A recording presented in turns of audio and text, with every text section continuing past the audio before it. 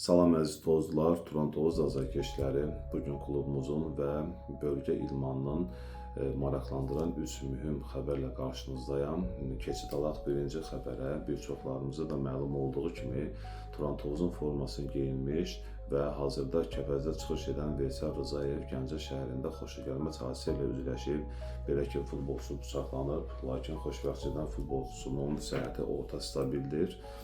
Biz isə Turan Tovuz ailəsi olaraq Veyselə Allahdan can sağlığı və tezliklə şəfa tapmasını arzu edirik. İkinci bir vacib məsələ, ikinci xəbər Turan Tovuzun yeni müdafiə transferi ilə bağlı bir paylaşım etmişdim mən öz səhifəmdə və son məlumatlara əsasən həmin futbolçu həkim müayinəsindən keçib, lakin ola bilsin komandaya cəlb olunmasın.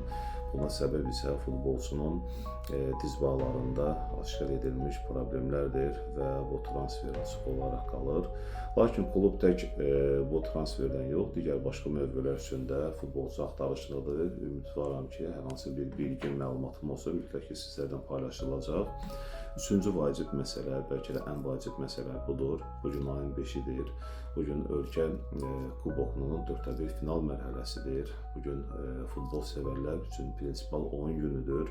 Nəyə görə bunu deyirəm? Azərsun Arenada Turan Tovuz Kəpəzi qəbul edəcək və bu oyunlar heç də bizlər üçün belə bir oyun hesab etmirik. Çünki iki köklü klubun, iki köklü şəhərin mübarizəsidir və maraqlı olan tərəflərdən biri də odur ki, Tovuzda xanımlardan ibarət demək voleybol komandamız Gəncənin eyni adlı komandası ilə prinsipial qərb derbisində qarşı-qarşıya gələcəklər və orada Tovuzda da möhtəşəm bir ab-hava gözlənilir və sonda hər iki kluba buradan səslənmək istəyirəm və onlara demək istəyirəm ki, biz azərkeşlər adından nə qədər ki bu şəhərin, nə qədər ki bu bayrağın, bu rəngin arxasında biz Turan olaraq varıqsa, onlar heç bir zaman tək deyilər. Çünki onların arxasında böyük Turan ailəsi, Turan azərkeşləri, Turan ordusu var.